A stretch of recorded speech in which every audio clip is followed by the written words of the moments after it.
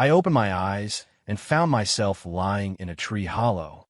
Just as I was about to take in the room, a voice called out, "Barney, get up. Sawyer's trying to chop down trees again." Barney? What the hell? Before I could process it, a flat, emotionless AI voice buzzed in my ear. "Welcome to the Pine Tree Pals. Due to unknown factors, the narrative has been corrupted.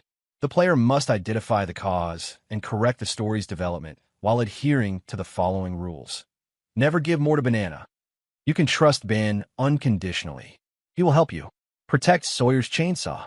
It is your only means of survival. At all costs, take the pineapple hat from King Julian's head. It contains the information you seek. You must wake Sawyer up. Don't let him continue to be gaslit by his boss. Do not trust anyone other than your companions." Whoa, I looked down at my hands. They were furry brown paws. My whole body. Had I really become Barney the bear? "Barney, what are you doing? I called you a dozen times. Why are you just spacing out?" I looked up to see Ben standing in front of me. That settled it. I had somehow been dropped into the Pine Tree Pals, and I was Barney. I followed Ben silently, wondering if I should say something. You could trust Ben unconditionally. He will help you. Remembering that rule, I decided to test it, my voice hesitant. "Ben, where are we going?" Ben turned, frowning. "Were you even listening to me? Sawyer's cutting down trees again. We're going to stop him. Protect the forest." "Stop, Sawyer, protect the forest?" Then why are we walking so slowly? Shouldn't we be running? Why run? It's not like he ever manages to cut down more than a couple of trees, Ben said dismissively. I realized with a jolt that I just said my thoughts out loud. Ben's comment did remind me that in the show, Sawyer's logging attempts were always thwarted by the bears. His grand ambitions always fell apart halfway through. The thought calmed me down a little, but Ben's next words sent a chill down my spine. Still, Sawyer's chainsaw is getting duller. It can barely cut through the bones of those animals anymore. We should sharpen it for him one of these days. Suddenly, King Julian, with his little sidekick Mort, swung down from a tree. He's right. It definitely needs a good sharpening. Mort's been having trouble chewing the meat. You need to chop it into smaller pieces next time, King Julian said, patting Mort on the head. Smaller, smaller. The chunks are too big. They don't soak up any flavor, Mort protested excitedly. I was completely stunned. This was nothing like the cartoon I remembered. King Julian and his friends didn't eat meat. Weren't they supposed to be brave defenders of the forest? How could they be so casually discussing which cuts of meat were tastiest, as if this was just their normal, everyday diet? Barney, you look pale. Are you feeling sick? You're usually the first one to get excited when we talk about food, Mort asked, turning to me. I just woke up. Still a little groggy. Hey, we should probably get going. The path towards Sawyer's logging spot was unsettling. The forest felt dark and menacing, littered with animal bones picked clean. The stench of decay hung heavy in the air. Beezy, the sound of a chainsaw ripped through the silence. We're here, just up ahead, Ben said. We walked a few more steps and saw Sawyer hacking away at a tree. It looked like he was almost done. When he saw us, he just glanced over and jerked his head in one direction.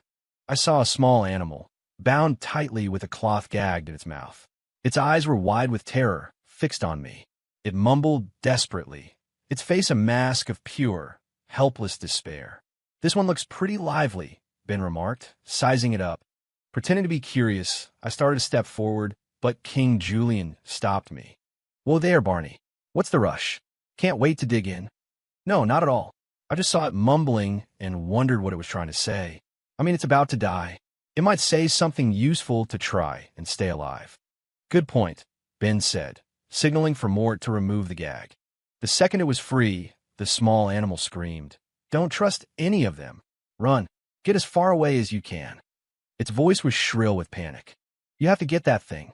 It will tell you everything you need to know. Remember, I stared dumbfounded. The flood of information left me reeling. I remembered one of the rules. Do not trust anyone other than your companions. What was going on? Who was I supposed to believe? I was frozen, unsure how to react. TCH, I thought it would be something important, Ben scoffed. Mort gagged again. Sawyer, are you done yet? I'm starving, King Julian whined impatiently. With a final crack, the massive tree crashed to the ground. Sawyer walked over, chainsaw in hand. All right, I'm coming. I watched as he yanked the starter cord. The chainsaw revved to a higher pitch. BC, right in front of my eyes, the small animal was skinned and butchered.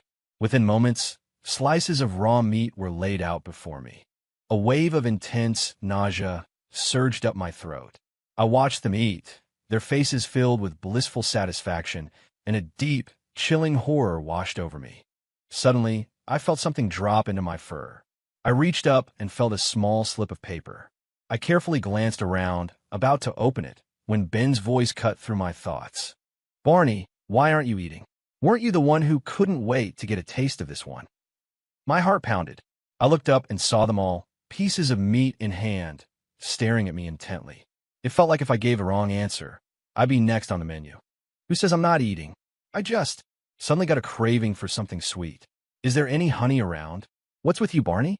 "It was your idea to eat this one today," King Julian said, stuffing another piece of pale, raw meat into his mouth. It finally hit me. The world I was in was no longer the one from the TV show. No wonder the AI said the narrative was corrupted.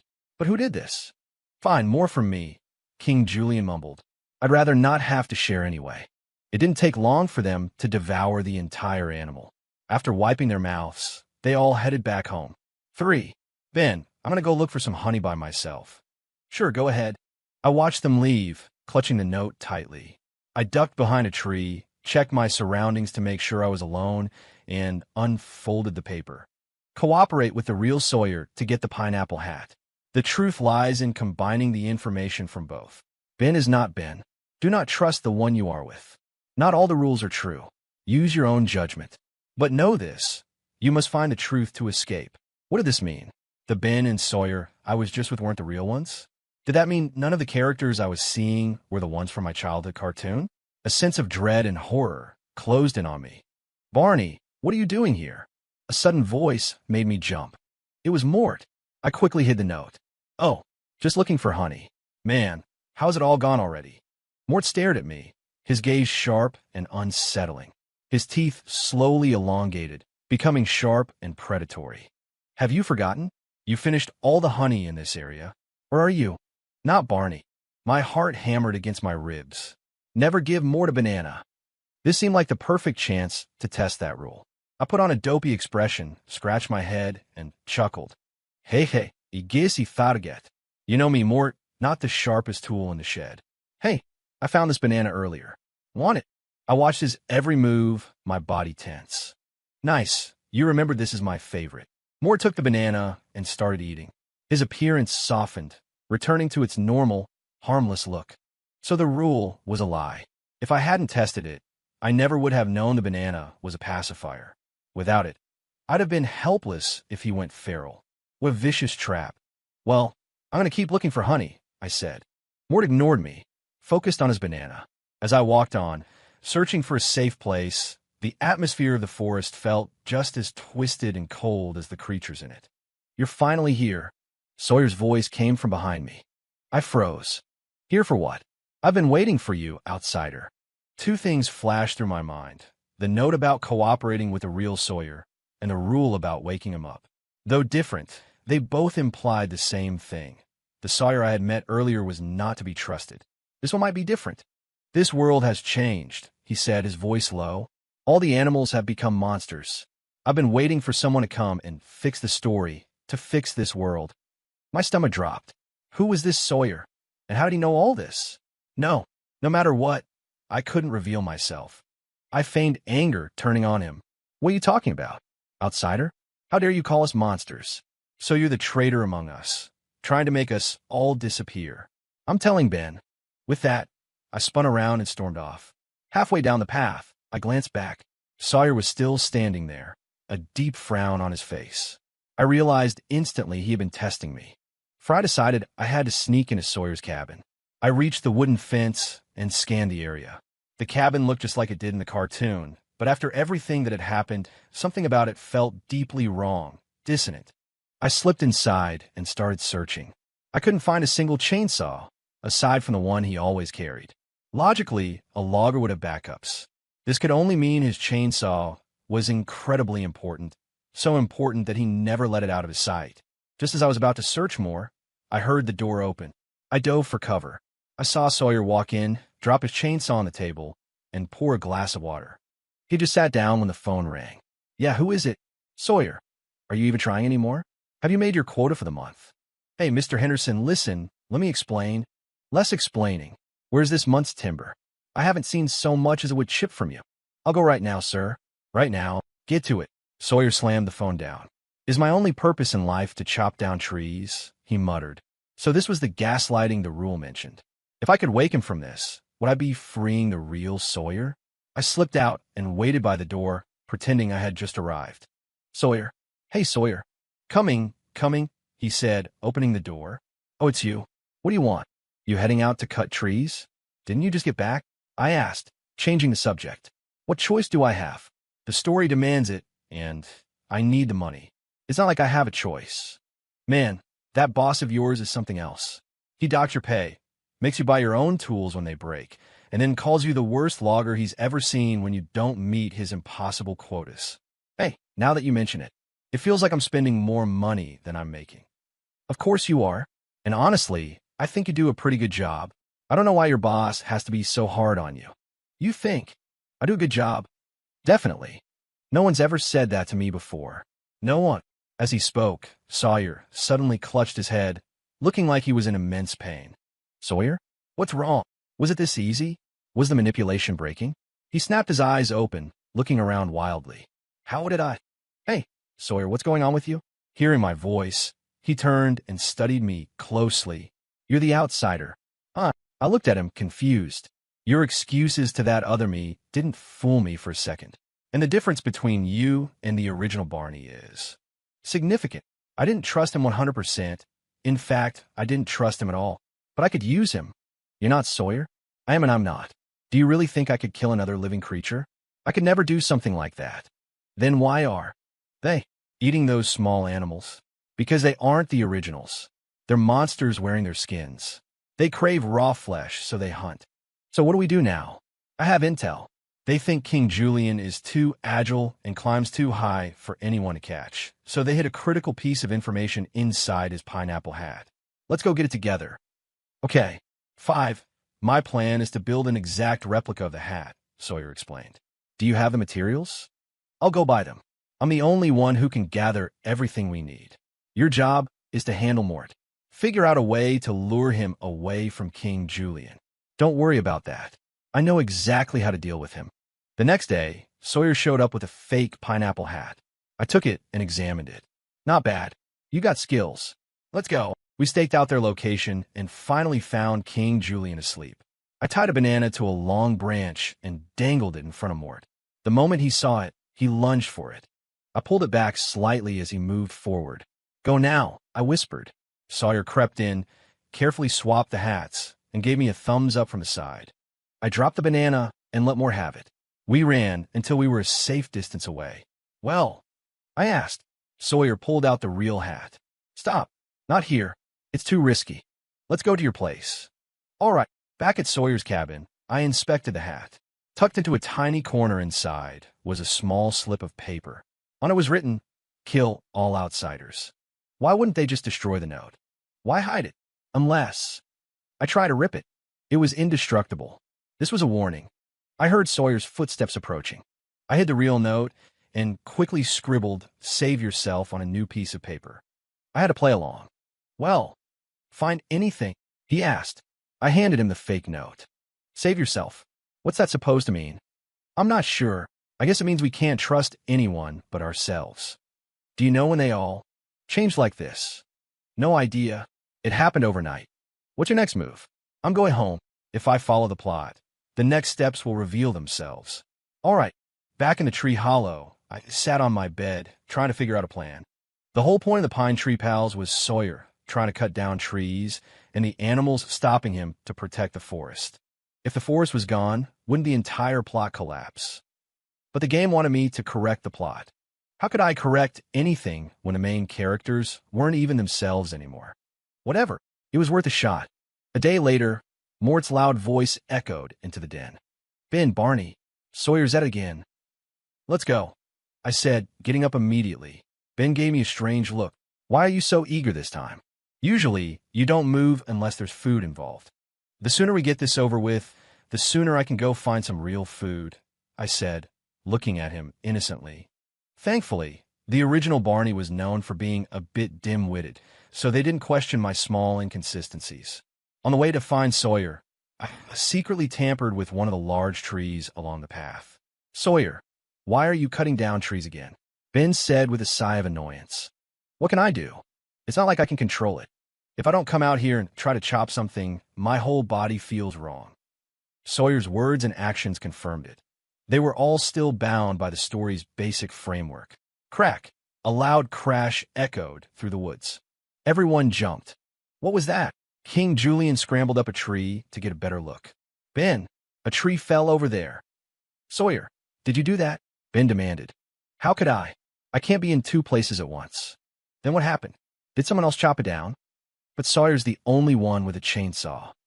Ben, how about you and King Julian go check it out? I'll stay here and stop Sawyer, just like the story says. Fine. Julian, let's go.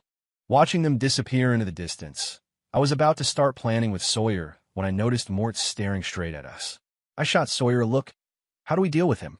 Sawyer gave me a slight nod, raising an eyebrow. Don't worry. Leave it to me.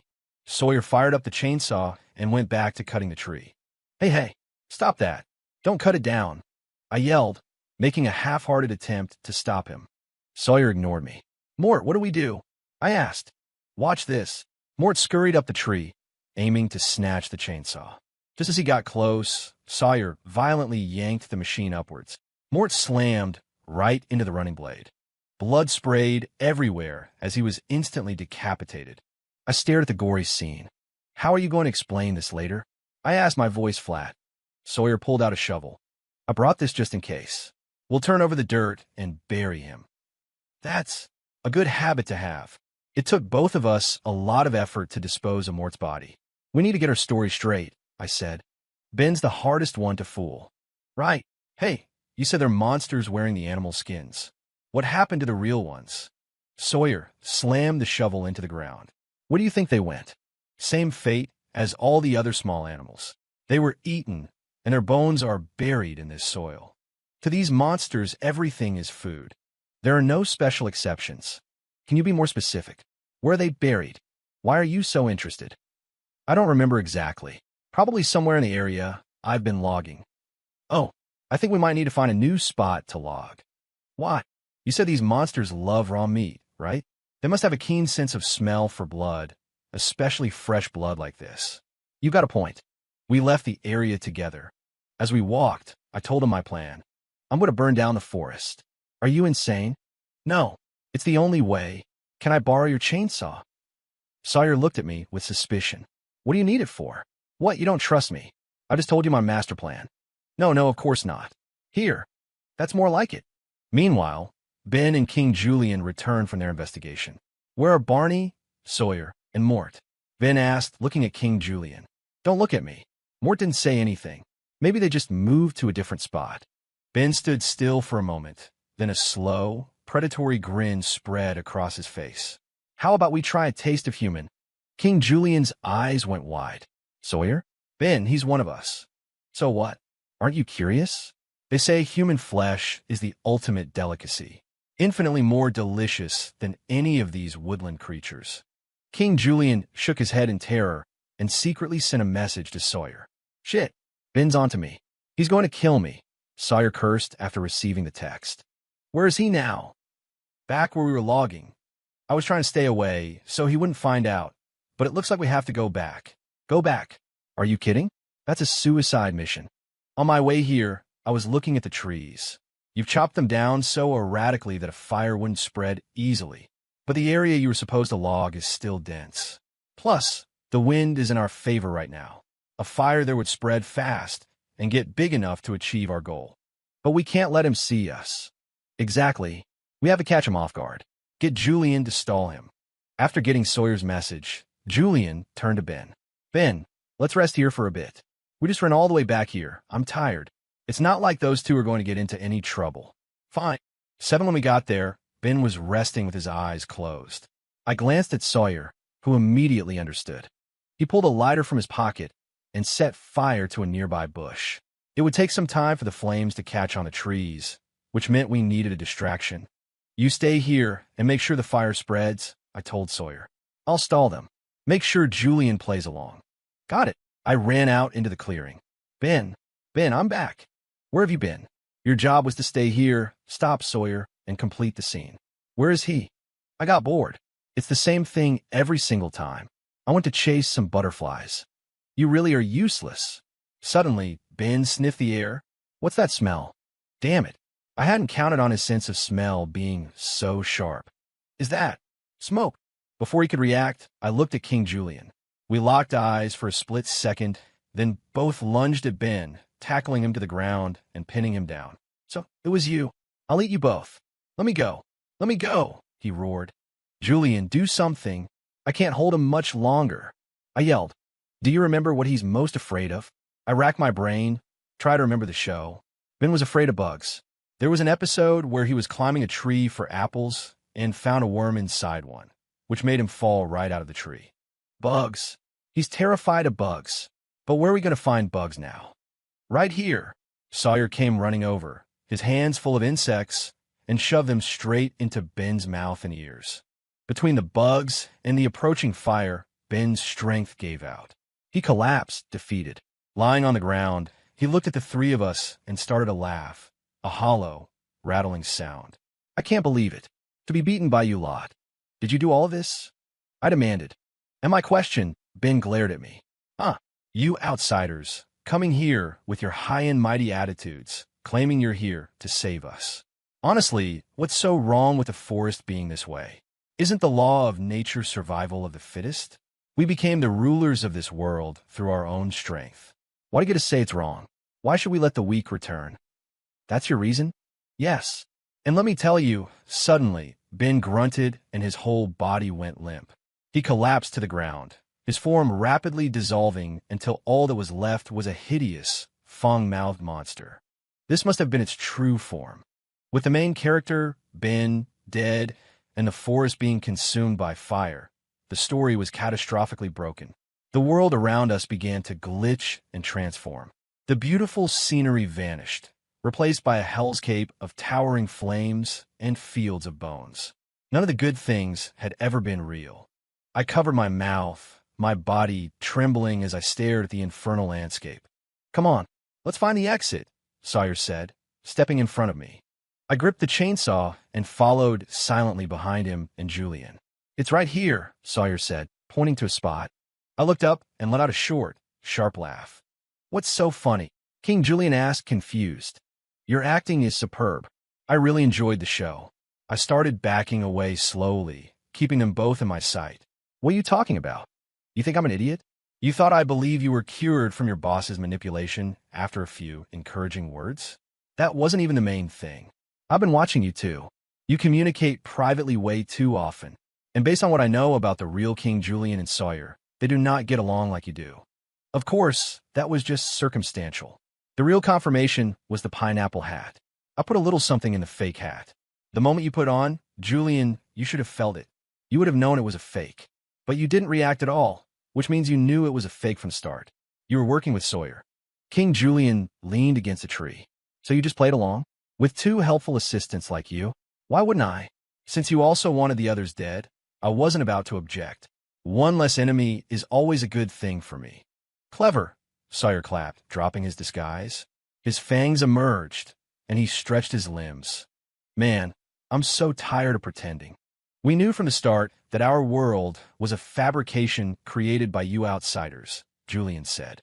Everything is virtual, including us. But through observation, we discovered that as long as we kept the main plot points roughly the same, we'd be fine. And then we could do whatever we wanted. If that's the case, why did you help me destroy the forest and kill Ben? Why? I should be asking you that. Sawyer snarled. I've had enough. Why am I destined to be bullied by the bears, to be pushed around by every damn creature in this forest? Why do you get to control my life? And if being controlled by you wasn't bad enough, then these imposter monsters show up and want to control me too. Did you really think I was a pushover? If I'm not happy with this world, then it has no reason to exist. You could just reset everything and start over. But before you do, I'm going to make sure I survive. And you, King Julian? I asked. Sawyer has his reasons. But you're the same kind of monster as them. Why kill your own? Simple. I just want a taste of human. Their existence just means more competition for food. They offer me nothing, so they're disposable. I see. And now, Sawyer said, his voice dropping, we're going to make sure your bones join the others, buried here forever. King Julian charged, his staff raised and his jaw unhinged. Sawyer followed, right behind him with a shovel. I lifted the chainsaw, yanked the cord, and swung the roaring blade at them. The power tool sliced through their weapons with ease. Damn it, Sawyer. Why does he have your chainsaw? Julian shrieked. My mistake. But it doesn't matter. A chainsaw chews through its battery fast. We just have to wear him down. Once it's dead, he's ours. King Julian shot him a dirty look and renewed his attack. I knew this wasn't a sustainable strategy. I scanned my surroundings while fending them off. Perfect. The fire had reached us. I saw a massive, charred tree swaying precariously. I started to subtly move toward it. King Julian, obsessed with eating me, didn't notice, or maybe he just didn't care. I timed it perfectly. Just as the tree began to topple, I dove out of the way. As expected, the arrogant King Julian was crushed beneath it, consumed by the flames clinging to its trunk. Now it was just Sawyer. At that exact moment, the chainsaw sputtered and died. I turned and ran, replaying everything that happened in my head. A sudden flash of insight hit me. The exit had to be the bear's den. It was the most important location for the main characters. It's where I woke up. The entrance is the exit. I sprinted, ignoring everything else. There it was. I could see the exit. I pushed myself harder, but just as I was about to dive through, a hand clamped around my ankle. I looked back. It was Sawyer, panting and haggard, his face a mask of fury. His grip was impossibly strong. I kicked at his arm with my free foot, but it was no use. I couldn't let him follow me back. That would be a disaster. Just as I was about to give up, I noticed my own hand. I was a bear. How could I have been so stupid? I hadn't been thinking of myself as Barney, so I had completely forgotten. Bears are terrifyingly strong animals. Their paws and claws are lethal weapons. I unleashed my sharp claws and raked them across Sawyer's arm, then slammed my paw into the side of his head. He immediately lost his strength and collapsed, and I tumbled through the exit. Now I woke with a jolt, finding myself slumped over a desk. I rubbed my eyes. The familiar environment of the library brought a wave of relief. I was back. What the hell was that? A dream? Something else? I noticed a book pinned under my arm. I picked it up and read the cover. Pine Tree Pals, The Woods Have Eyes. It all came back to me. I had been bored and came to the library to read. I stumbled across this strange, grimdark version of the old cartoon and, intrigued, started reading it. I must have fallen asleep. I flipped through the pages again. It was all there, survival of the fittest, Sawyer as the secret mastermind. So, it was all just the plot of the book. I guess I got way too invested and pulled myself into the story. I closed the book, placed it back on the shelf, and packed my things to go home. The moment I stepped out of the library's main doors, the book fell from its shelf. It landed on the floor and, moved by an unseen force, flipped itself open to the very last page. On it were 3 words. The human world is pretty nice.